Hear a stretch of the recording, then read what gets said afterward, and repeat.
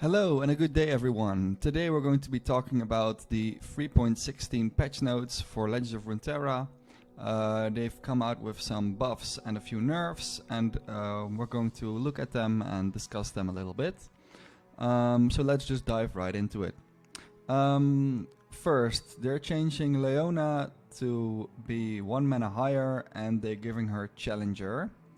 And the level up version will get Daybreak, or when you activate another Daybreak, stun the strongest enemy. It already did that, and give me Barrier this round. I'm not sure how to feel on this. I like the base form of Leona.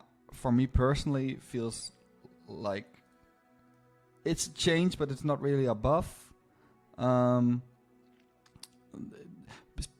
Spending 5 mana for a free 5 feels very underwhelming, while spending 4 mana for a free 5 was decent. It feels like she has two different things going for her. She can challenge things with Barrier, so she's a control unit, but at the same time she still stuns. Like, why? It feels like she's doing two different things in one minion, and I'm not really sure if that's a good thing for her. We'll have to see, but I still don't think that you really want to play this card in your deck when you have other options. There's also a lot of different Daybreak cards that got buffs, so let's have a look at them first. So we have the Sun Guardian going from a 6 cost to a 3 cost and 2 free. Daybreak, or when you activate another Daybreak, grant me +1/+1. This is an excellent change. It was absolutely unplayable before this.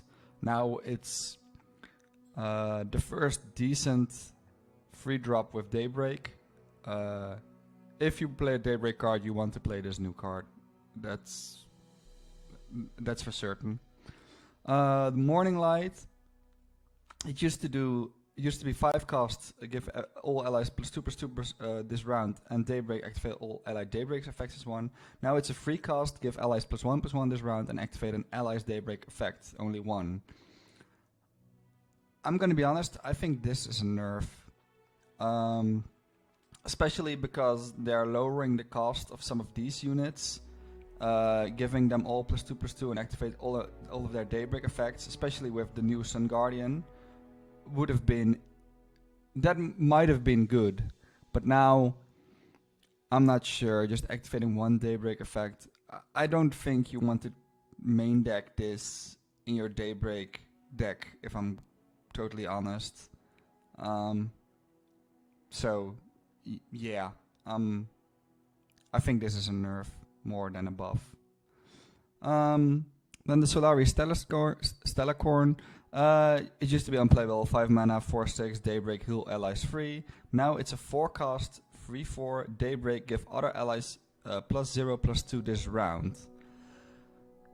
I'm not sure if this is going to see a lot of play. Like, Leona moved from 4 to 5, so this would be a natural fill-in for her. But, like, what would your turns have to be to make this good on turn 4? Like, it would have to be on turn 1, you have the 2/2 Daybreak. On turn 2, you have either the 3/2 or the 2/3. Then on turn 3, you have the Sun Guardian, and then you play this, and everything has to survive.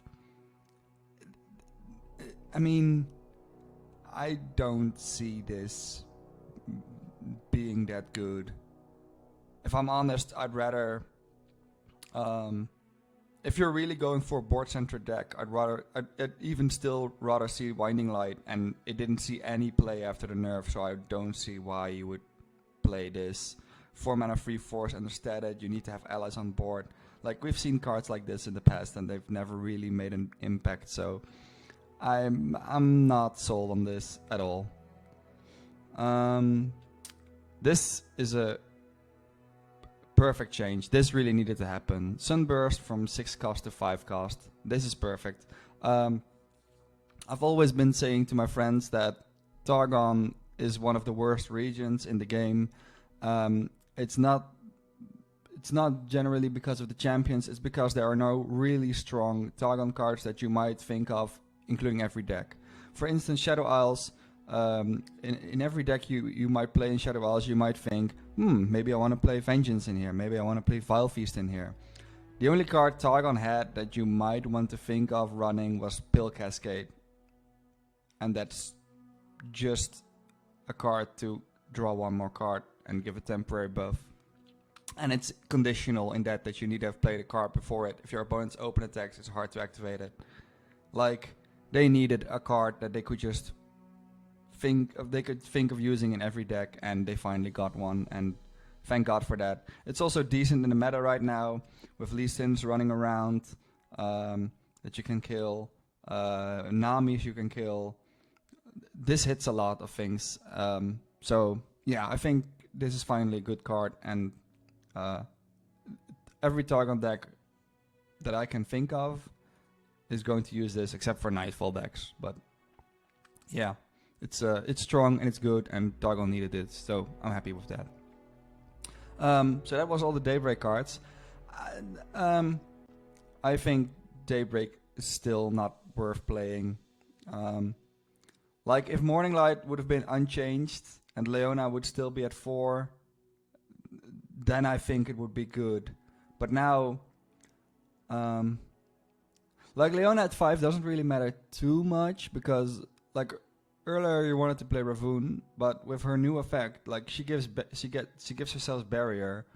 You only need that once per round.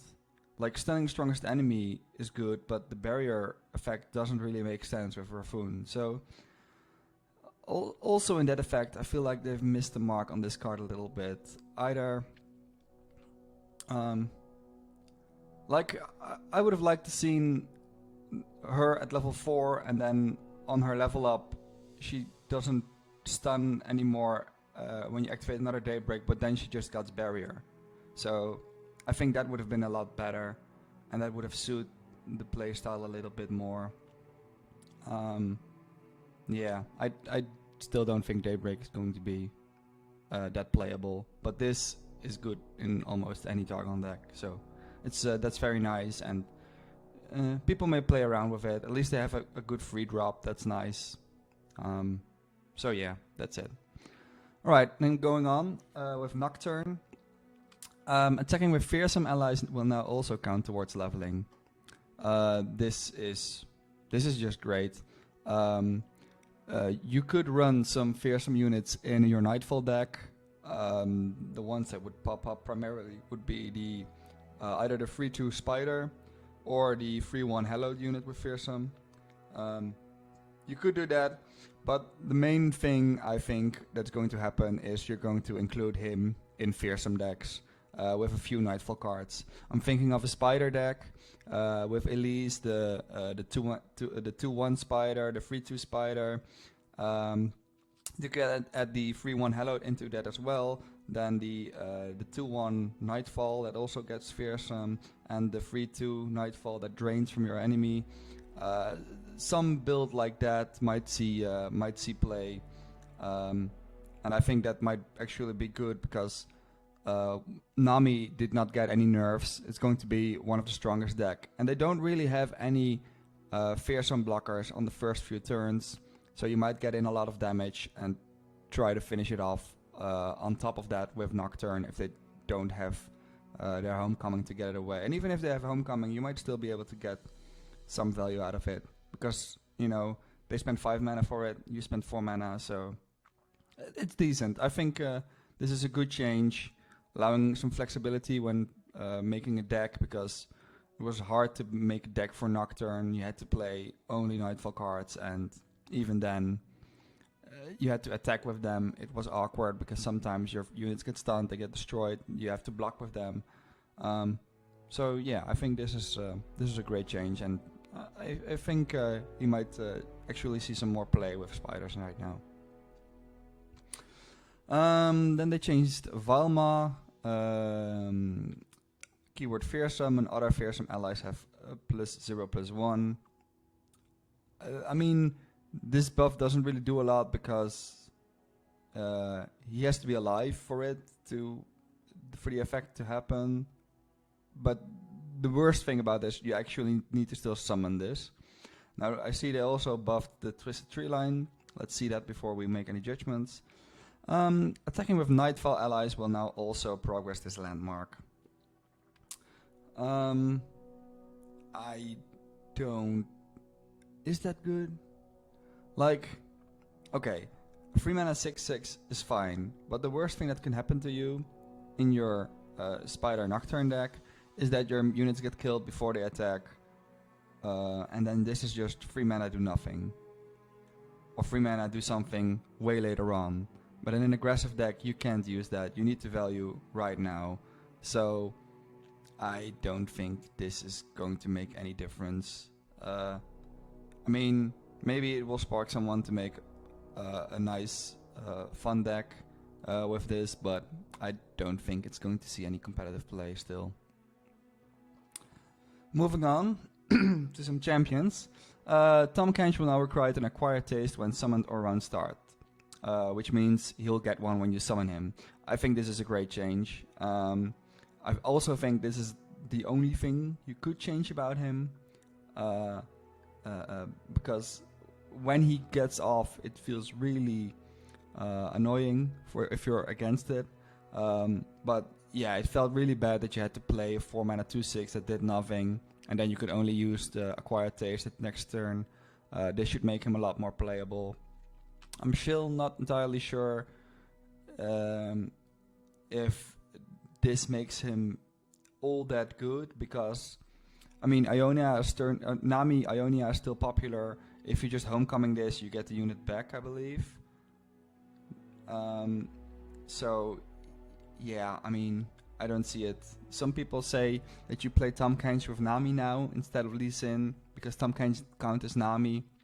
I don't really see that happening all that much. Lee Sin could just challenger him and kill him. The only way to heal him would be like with your Ionian Tailstones, get a health potion. You could buff it with Nami, of course, but I just don't see that happening.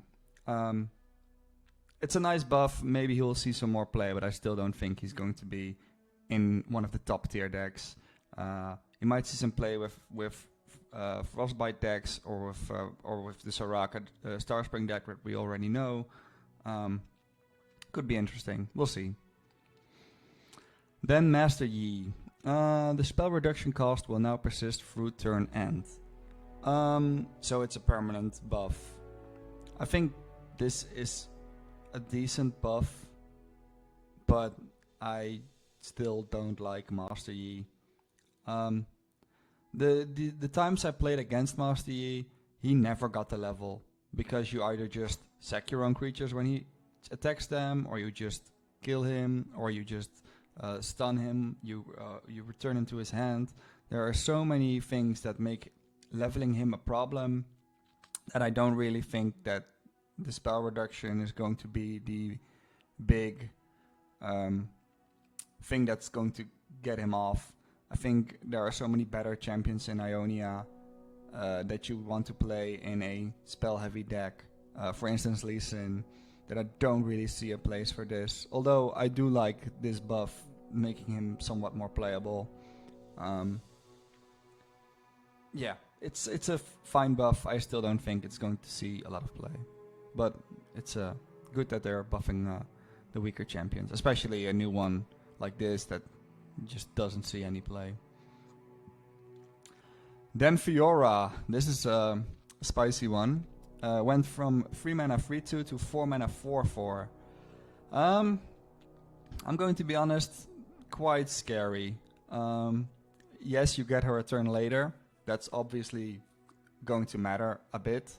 But having more health, being able to survive more creatures, having more attack, being able to kill more creatures, that's semi-frightening on her. I'm definitely going to try her out with some deck. It's hard to know how much this change is really going to affect her playability, especially because it's such a extreme card. Like, an alternative win conditions are always like we've seen with the Bandle Tree City deck. it was so oppressive that one European Championship of the European seasonals was won by a deck that played three decks. With Fiora, of course, because as a champion you can't do that, but it's difficult to see if this is going to make a lot of difference. I'm definitely going to try her out after the patch hits live, because it seems very interesting. And I've also played against a Fiora deck that I found really interesting yesterday or the day before that, I believe. So yeah, I'm definitely going to make a deck with that and try it out. I want to see how this turns out. Like, if it's oppressive, then it feels really bad. But if it's just healthy and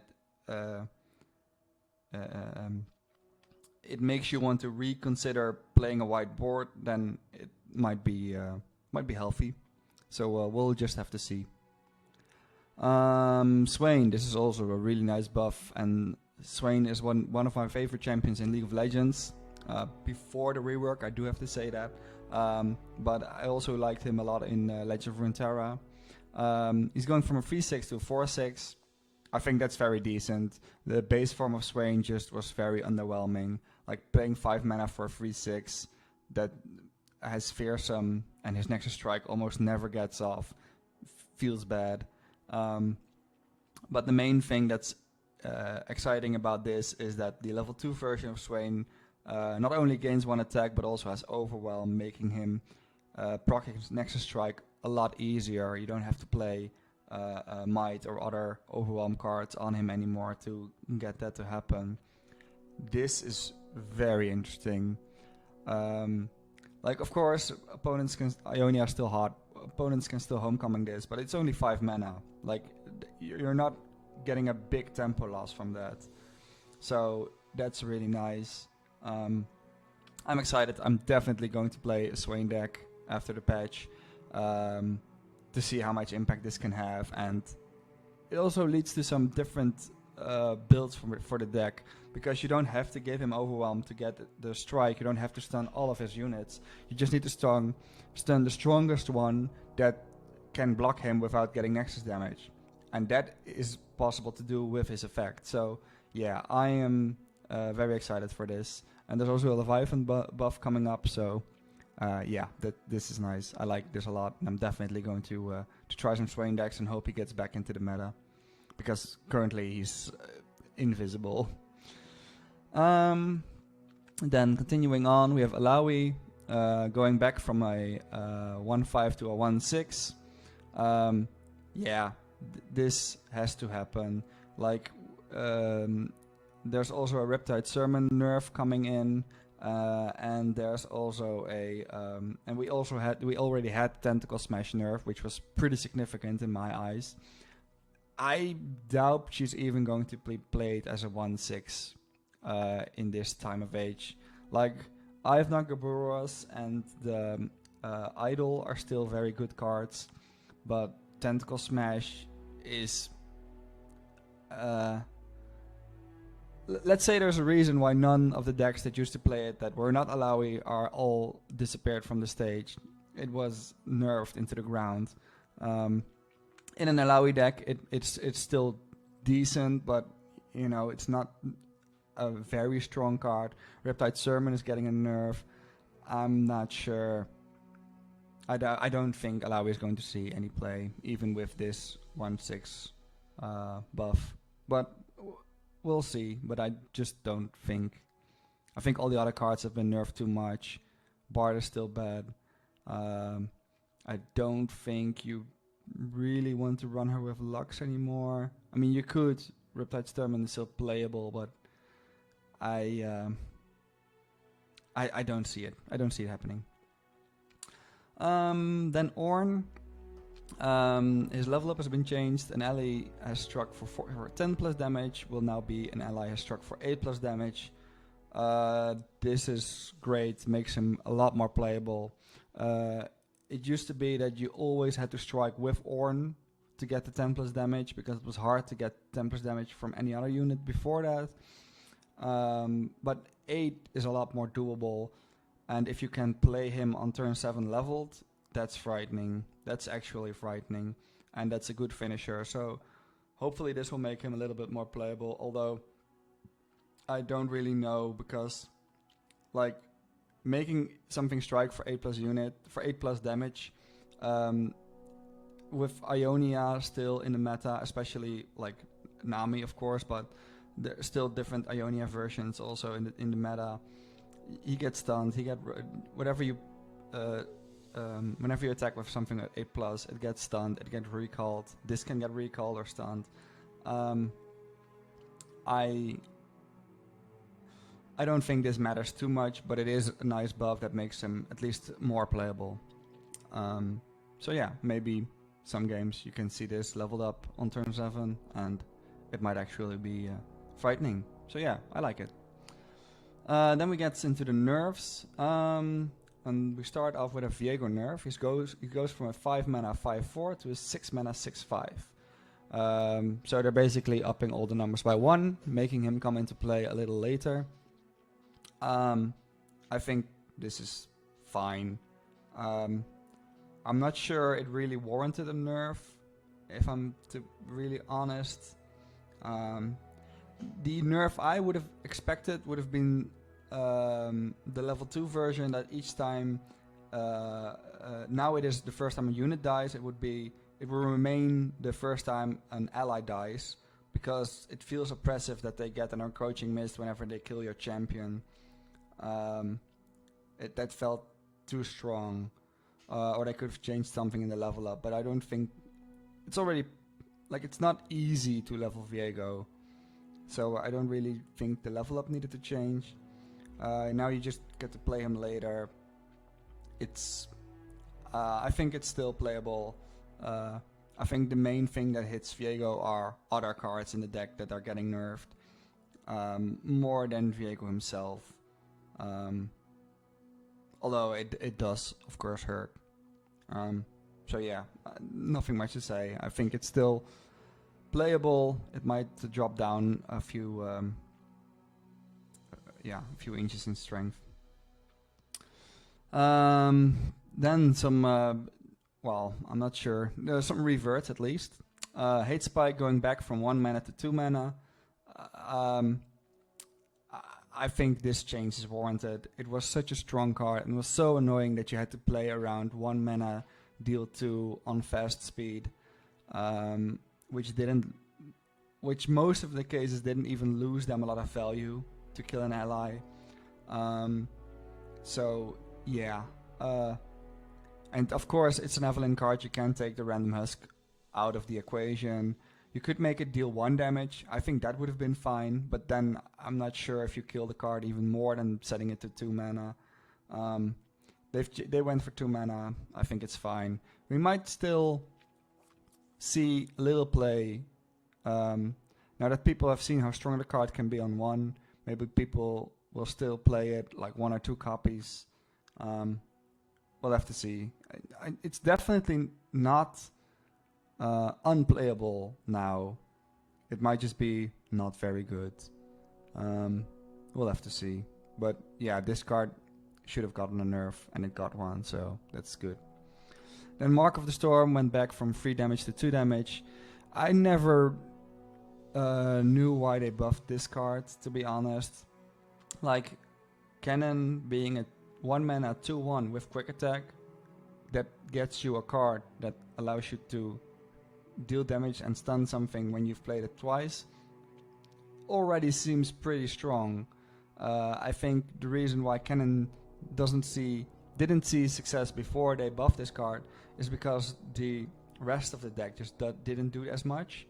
Like, you need to draw Cannon consistently, and there's only you can only play Cannon and the Kinka Wayfinder to do that, and even then that's 6 cards, and you don't always draw one of those. So I think the problem of the deck lies more in that than in the damage it does. So I'm glad they revert this, because it was absolutely insane dealing 3 damage, killing off a lot of your units that made no sense. But I'm also quite sad that they underneath this we also see that the Sign in Thousand Tales is getting nerfed. And I'm not sure why, because the only deck this saw play in is the Cannon Ezreal deck, and this never felt like the oppressive card that made me lose the game. I mean, of course, like, compared to other draw cards, like, the strongest draw card we have in the game is Eye of Naggaboros. It's 5 mana, it gives you a 2-2, and it's burst speed. That's one of the reasons why it's so good. This gives you a lot more stats and even a buff for your allies for the same amount of draw for only 1 mana more. I guess that it's like strong comparative just by stats, but it never saw play outside the Cannon Ezreal deck, and in the past we saw Cannon Ahri decks run this. Outside of that, no deck ever played this.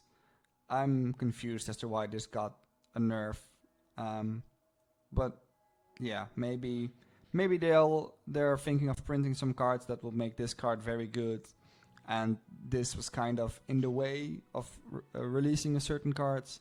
That's the only thing I could really think about this. It's still decent. I mean, it's not bad. It's still, when you play it, it's a 6 mana 4/4 that draws 2 and gives you all the allies +1/+1. That's still decent. And after that turn, it turns back into a 3/3. It's still going to be decent in decks where you need to draw. But I'm confused as to why this got hit. That's all.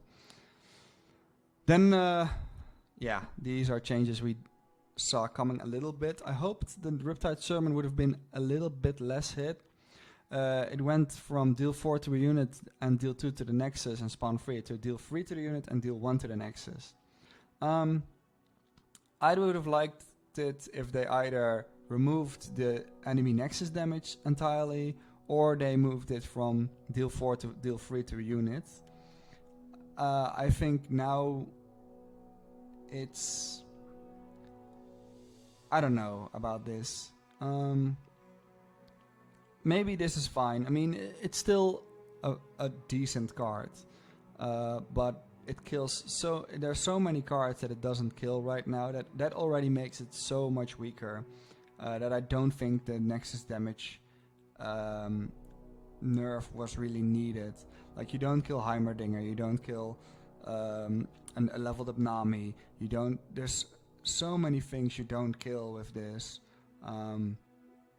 that I think just the unit damage would have been enough. But they decided to go with both.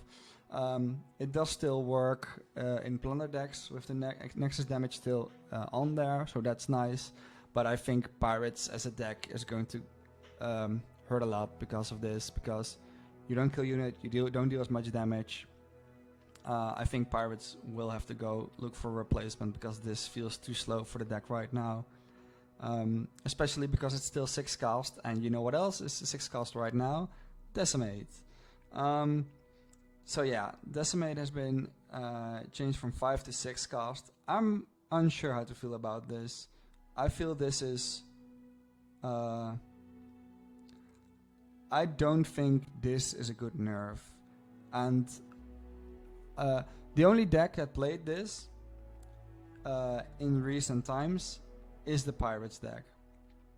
Every other deck didn't use this or was not viable in the meta.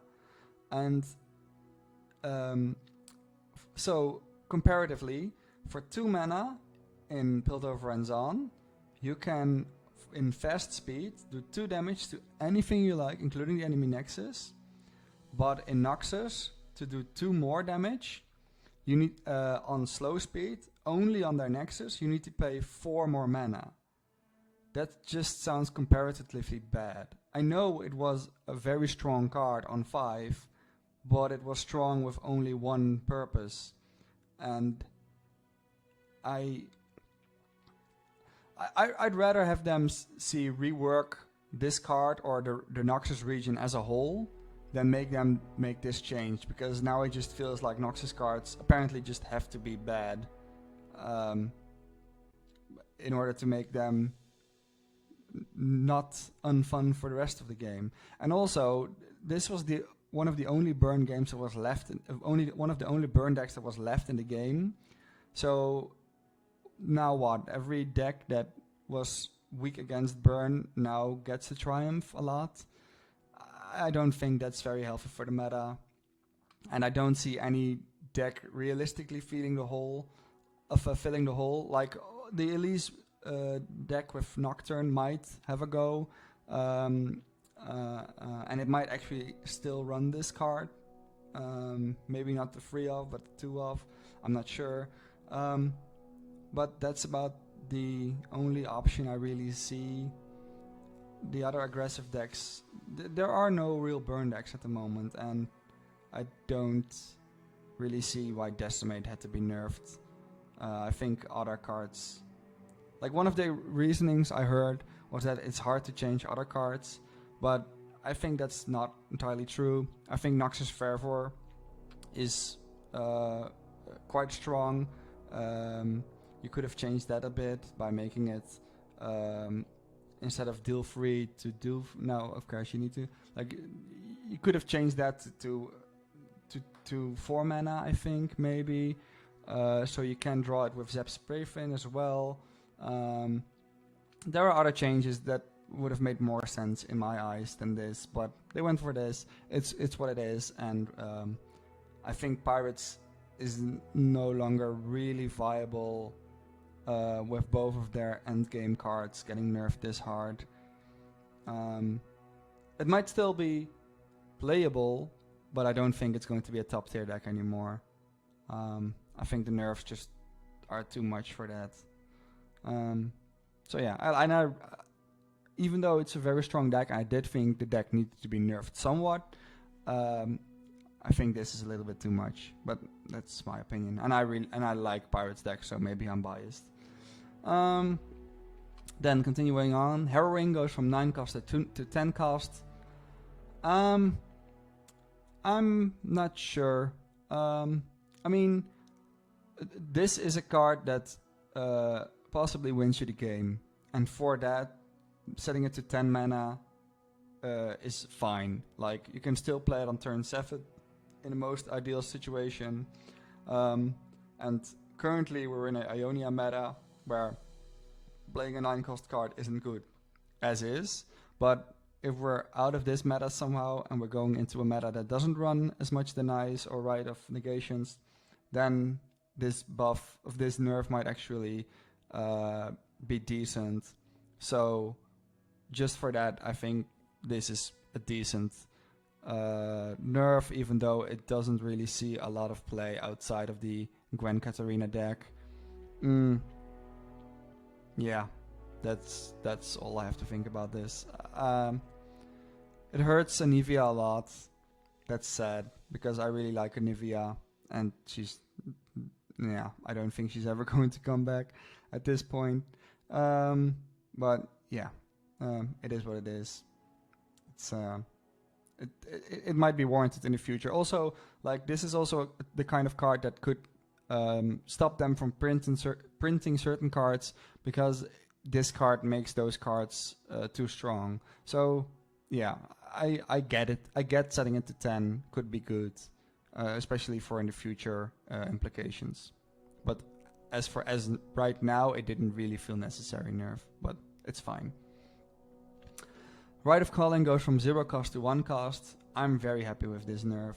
This felt like such an oppressive card. It feels really oppressive that your opponent can just, for 0 mana, draw one of their main ways to play the game by killing an ally. Especially because normally when your opponent has something that you want to react to, you keep mana alive. For instance, when I know my opponent could play Glimpse Beyond, and I have something in my hand to kill the unit that they might possibly Glimpse Beyond, I save that mana if I want to that turn, so I can interact with it. But with this costing 0, you can't really count on when they have this, when they can play this, and it feels really frustrating. Also with Kindred on 4, then play this for 0 mana to get rid of your unit while you thought it was safe to play because they were out of mana. Like, I think setting this to 1 is a good change, and hopefully it will also put like Shurima decks that only played one champion 3 times a little bit back, because I don't really like that kind of gameplay. So, and it also hurts the infinite deck a little bit, which I still think is an impressive deck. So yeah, this is a fine nerf. I'm glad about this. Then Targon's Peak was one of the ones that was not on the list. It goes from 5 cost to 6 cost. I think this is a fine nerf. I don't really care about it too much. I never thought Targon's Peak was that good, to be honest. But if they want to print more high mana cost cards, maybe it would have been too strong, or they want to print more cards that get you to higher mana, that gives you mana gems, then this might have been too strong. So the same as with the Harrowing, I can understand if they nerf this because in the future it might be too strong, but currently I didn't see any problem with this card. Like, the main thing I dislike about this card is that it's RNG. It's just random. And I've had one game in the last seasonals where my opponent played this on 5, and on turn 6 they played a 0 cost Field Rush. That feels bad, but in honesty, I still won that game. So, I'm not sure. But yeah, okay, it's fine. I don't really like playing it, so I don't really care too much. I think this is fine. Then Concurrent Timelines, it went from 1 cost to 2 cost. I don't like this nerf. I think it would have been a better nerf to change it that you get to pick from 2 followers instead of 3 followers. Because 3 followers, that means that there's a higher chance of there being a very good one between those. And I think if you limit the amount of options you get to see, that limits the high roll that you get on this card, and that would mean so much. That would be a lot healthier for the game. Setting it to 2 mana does. The only thing it changes is that you can't play it on 1. You have to play it on 2, and so you cannot change your 2/1 Ferrous Financer into a 3/2 or a 2/3, or your 2/2 that gives a stand swap into a 2/3 or a 3/2. Like, the weapon they even say with the introduction of weapon masters, you can still play this in 2 and then play a weapon master on turn 3 and 4. Like, the only thing this hurts the Jax Fi deck a lot more than it hurts the traditional Concurrent Timelines deck with Trundle.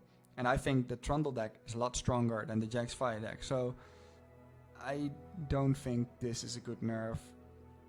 I would have preferred if they said pick one of 2 followers and then keep it at 1 mana, because some people might say it's 2 mana now, so it can be nopified, but Ionia is already good into Timelines decks because they can just recall your strong units and you have to replay them again and change them into something that's worse. So Ionia doesn't care that much. So yeah, this nerf does almost nothing. Not that I think that Concurrent Timelines is such a strong deck. I think it's pretty weak, to be honest, because you're almost entirely dependent on having this in your opening hand. But I would like to see high roll RNG decks be limited a little bit, and I think the right way to do that would just pick one of 2 followers and not change the cost to 1 more. So yeah, I don't like this one. Then Ayula, it used to give an ally Spell Shield and Overwhelm this round. Now you can choose one of those, but it is a permanent, and if you don't choose anything, it grants it to itself. I don't think this is going to make a lot of difference. So what would you want to play this in? Something that plays big creatures. Spell Shield might help against Ionia if you already have a big creature with Overwhelm. But if you just play Overwhelm on the big creature, I don't see this doing a lot. because it's just a 3-mana 3/3, which gives a stat. For instance, we had a 4-mana 4/4 that gives Overwhelm. Okay, you can choose this one, and it's cheaper, so that's definitely a lot better. But it never saw play, and there was no reason for it to start seeing play. If you play this in a Pantheon deck, Pantheon may already get Spell Shield, and it already has Overwhelm, but if you don't hit Spell Shield, then you can give it to him. Okay, that's fine. I think the more suitable situation would be you play either the 1-drop or 3-drop Faded, and you give that Spell Shield or Overwhelm. That's decent, don't get me wrong, especially after the nerf to the Daybreak spell that granted someone Overwhelm. This might be the replacement for that, but I still don't think Pantheon is going to be that playable. Like, even with the Forge cards, which synergy really well with him, I'd never run into Pantheon, and I don't see any reason why this would make that better. And I don't see any other reason to play this card. There's currently no Targon decks that I can see playing this. There are currently no Targon decks, so that's a different thing altogether. Yeah, I think it's a good buff. I still don't think it's going to see play, but it's definitely a good buff. Paper Tree. When an ally with an attachment attacks, grant that ally +1/+0, and now when an ally with an attachment attacks, grant that attachment +1/+0. Okay, so this went from the worst card in the game to still the worst card in the game. There are no attachment that you really want this effect with. Like, of course, if you decide to play Yuumi, which I think is already mistake number 1, you put Yuumi in your deck, then you might want this. And with the 2-mana 1/1 quick attack, it's also decent. But if you're playing those cards, you might as well just play the Bendel City card that improvises an ally, because the weapons you get are often better than the 2-mana 1/1 quick attack. Because most of the times with quick attack, you don't need the defense, you want the attack. And I feel that attachments are just... And the other attachments are the elusive one or the double strike. You don't need to buff them continuously because you're going to use them in a 1-turn kill anyway. So this card still makes 0 sense to play in any deck. They just made a bad card. And that they're even trying to buff this means that they see potential, which makes me worried that they see potential in a card like this. But maybe that's me. Yeah, still unplayable. Shrieking Spinner. It used to be 2/5 attack, grant spider allies +1/+0, and now it says 2 mana. It's a 2/4 attack, give spider allies +2/+0 this round. I think this is this a buff? I mean, it used to attack for 3/5, now it attacks for 4/4. So you could say it deals more damage. On the turn it attacks. But if it attacks again, it would have been a 4/5 here, and it's still a 4/4 now. The only... Like, previously... Okay, this card never saw play. I used to play it when I just started the game because I played a spider deck. But this card never saw play. But at least here it can be good if you keep it on the board. Here I don't see. It's easier to kill. You only get... The only time this is better is when you have a lot of spider allies that turn. But even then I don't see this.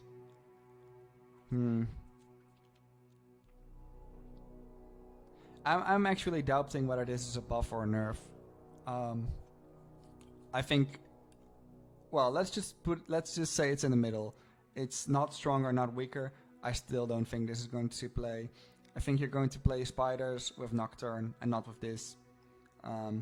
So yeah, this doesn't do anything. It's like, if this was Grand, it might have been playable. But with Give, I don't see it happening. If it would have Grant, it might have actually been strong. But now I don't even think it's playable. Yeah, too bad. Ritual of Renewal. Used to be 7 mana, heal 7, draw 1. Now it's 4 mana, heal 4, draw 1. I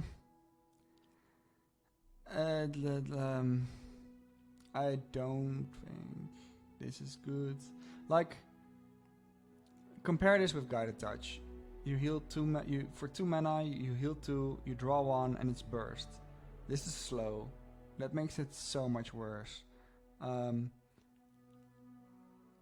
I mean, it is in a different region, so maybe there's a Karma deck that likes this more than they like the 3 mana 4/2 with Lifesteal, although I doubt it. Yeah, I still don't think you run this. Like, if this was 3 mana, heal Nexus 4, draw 1, it would be playable. But now I still think this is not good enough. The draw 1 is just not worth healing only 4 for a cost that costs 4 on slow speed. Like, if they changed the speed to burst, it would have already been a playable card, but they want to keep it slow. I think that's the identity of the card. That they just want to set for this card, and then I just think that this just isn't good enough. So yeah, it's a little bit more playable, but I don't think it's playable yet. Yeah, that's it. Then Ripper's Bay. This is an interesting change. It used to be when allies attack before triggering Lurk, obliterate the top card of your deck if it doesn't have Lurk, and it now becomes when allies attack before triggering Lurk, grant the top ally of your deck Lurk, and it becomes a Lurker.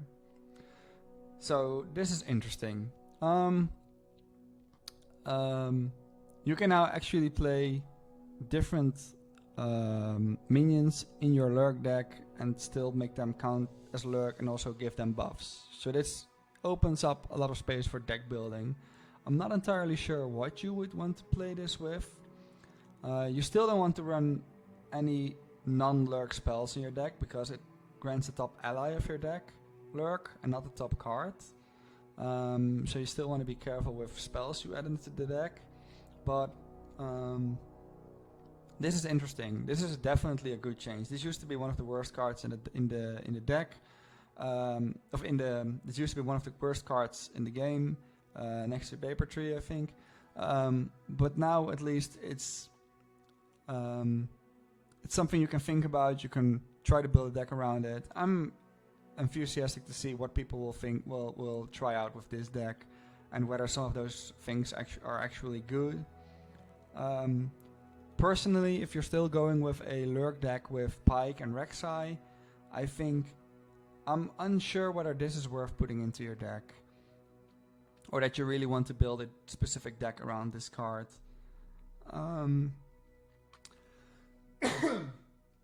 But the problem about building a deck around this card is that you need to draw it, and you're not always guaranteed to do that, so that's also difficult. I'm going to say this is a very interesting buff. I like it. It opens up exploring spaces in a deck that doesn't have any real exploring space.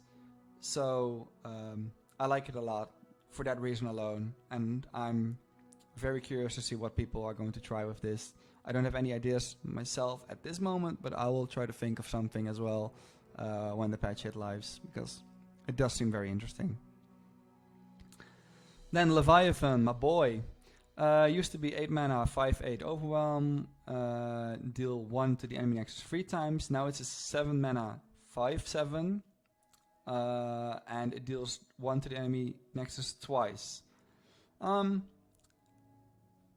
This is an interesting change. It going to 7 makes it a lot more playable. It didn't really need to 8 health. 7 is enough to survive, so setting it to 7 is a pure buff in my opinion, with 1 less health. Then it deals 1 to the enemy nexus 2 times instead of 3 times now. I don't think that's such a big problem, especially because Swain on level 2 now is overwhelmed. By the time you can play this and have Swain on the field, Swain should be leveled. And because Swain has overwhelmed now, you only need to stun the things that can stop him from doing damage to the enemy nexus with his overwhelm. And usually your opponent only has 2 of those on the field, if they even have more than 1.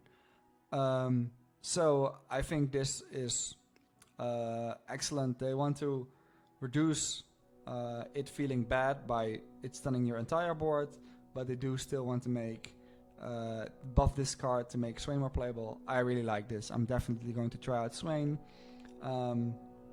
And this seems like a good buff to help with the Swain buff to make it playable. The only thing I'm slightly, well, it's not worried. The only thing that these buffs do is that to play Swain, you really only need to play the Leviathan, you play Swain, and you play cards that deal damage, so you can actually level Swain. That makes him pretty versatile, I think.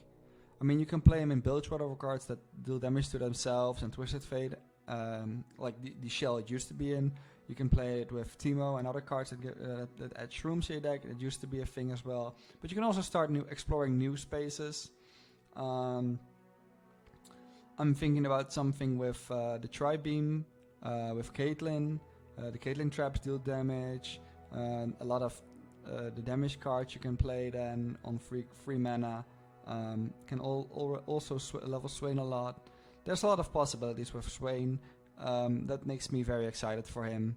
But yeah, I'm also unsure whether that is very healthy for the game. But I'm definitely very happy with the buffs to Swain and Leviathan, and definitely going to play them.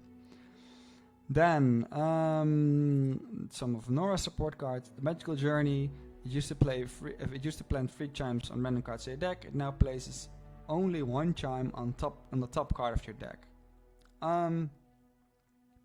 So in a Bard deck, would you ever play a card that just puts 1 chime on top of your deck for 2 mana and gives you a random 1/3 cost later in the game? No, you wouldn't. You would just play Asmus and Bird. So for Bard, this doesn't make any difference. For Nora, do you care about chimes in your deck in Nora? Maybe.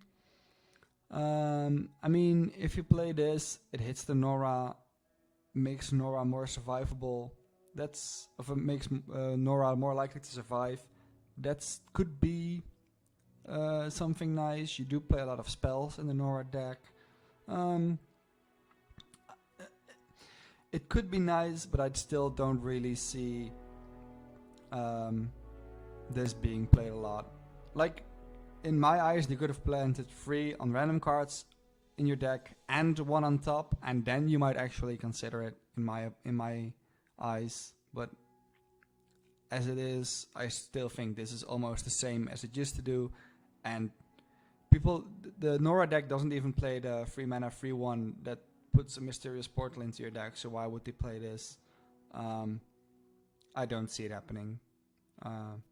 I think they could have gone with a little bit bigger of a buff and just keep the 3 chimes, but just add 1 on top next to that, or make 1 of those 3 on top of your deck. And then it might have been playable. I'm still unsure, to be honest, but I think that would have been a better buff than this. Then Whelm's Caretaker gets 1 more health, goes from 4/4 to a 4/5. I still don't think this will make him good. Like, each round the first time one of your traps or boons activate, give all allies +1/+1 and impact this round. So, it's a 6 mana 4/5. That's just bad stats. You cannot play that in any tempo match. Ionia is popular. They can just recall it and you feel bad.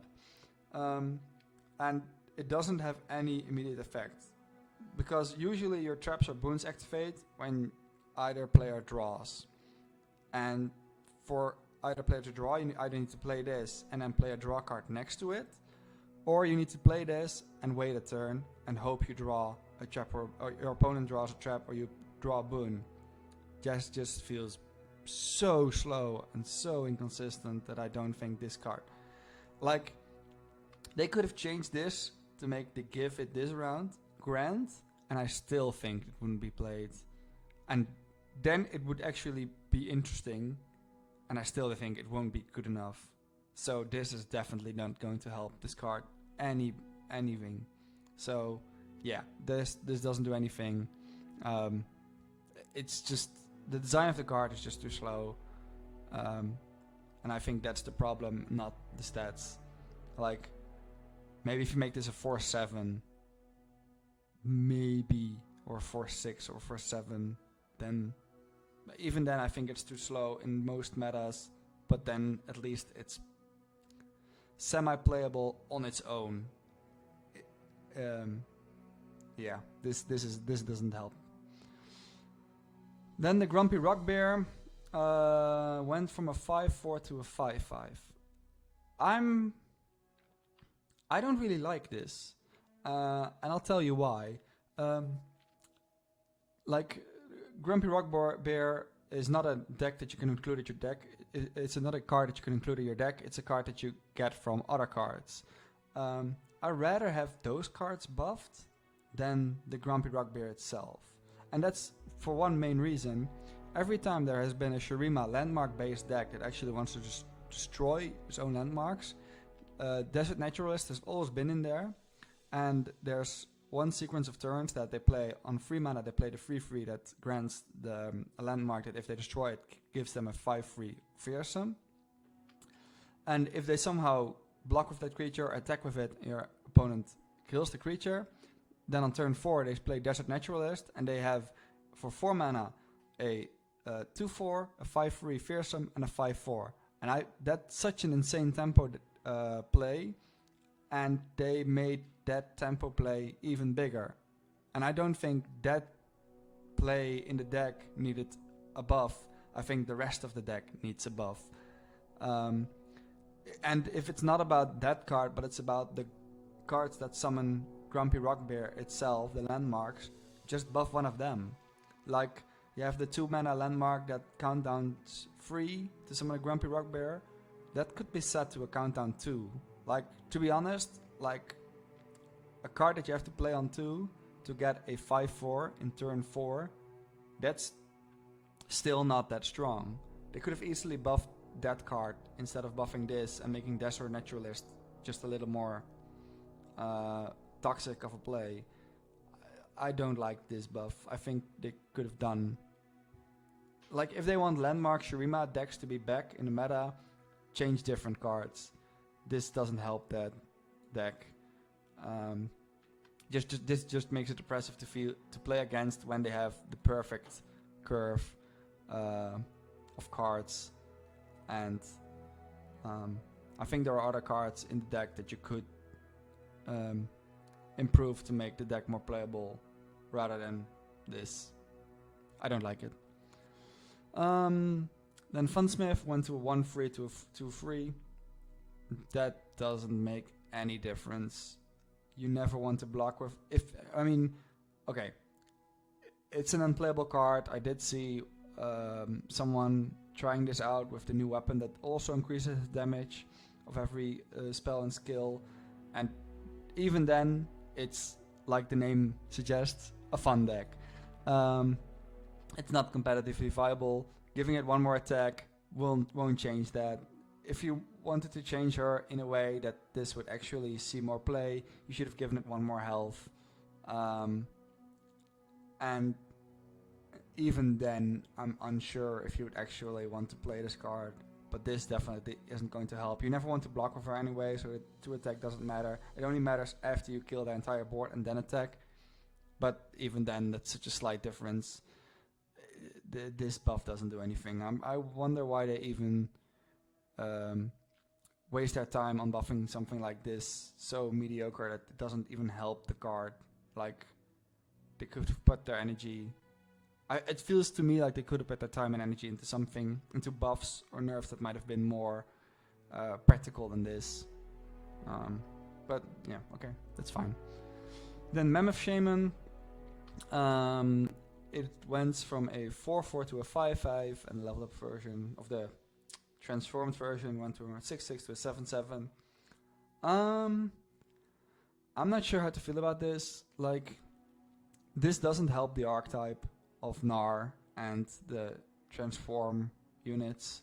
Like, the problem I feel with the transform units is that you don't have consistent ways of transforming them, especially if you choose for Freljord and Bandle City.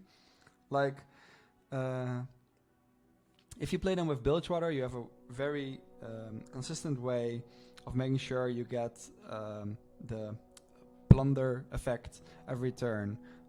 But with Bandle City and Freljord, it's a lot more difficult. Like, of course, you can play Stone Stackers, you can play Pokestick, you can play Tusk Speaker. There are many cards that allows you to get the damage, even though you don't have to put a lot of effort into it. But it's just not that consistent. And Gnar and Transform decks haven't seen play through the entirety of the last patches, even though the Nakotak was buffed, and the Itsy Bitsy Worm, or whatever it was called, was also the Itsy Bitsy Lizard, I'm not sure how it was called, was buffed. They still see no play, and I don't think this change is going to help that. This just makes an already decent card in the deck that you might consider playing 2 off as a finisher even stronger, but you still lack the foundation to make it a solid deck on its own. Yeah, I don't think this hits the mark, making this more played. People might try it out and experience that the deck still isn't as strong as they would have liked, and continue playing other decks. Yeah, another case of a buff where I think something different could have happened to actually make the archetype more playable instead of this. But maybe they will release cards in the future that will make the archetype more viable, and then this is a good buff. We'll see, we'll have to see, but currently I don't think this does anything. And the final buff, it's going to be Windsinger. It went from a 4/3 to a 3/3, but it now is elusive. I don't know in which deck you would want to play this. 6 mana 3/3 elusive, which recalls a unit. I mean, to be honest, like, it seems like a fun card to play. Like, fun might not be the right word, but it seems like a decent card to play. I just don't see in which Ionia deck this fits and you would actually want to play it. Like, do you want to play it in Aria because it recalls? No, it's way too slow. It's 6 mana. Do you want to play it in Cannon deck? No, it's 6 mana. And it doesn't draw, it just recalls. You can do that way cheaper.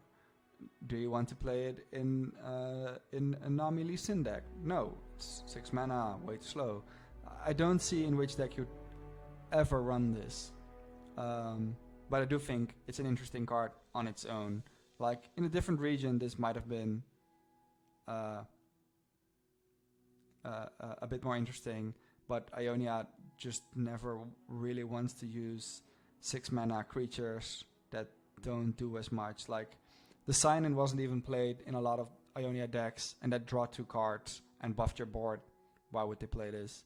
I don't see it happening, but I know it definitely makes the card more interesting, so good job on them for that, but I still don't actually see it make play, unfortunately.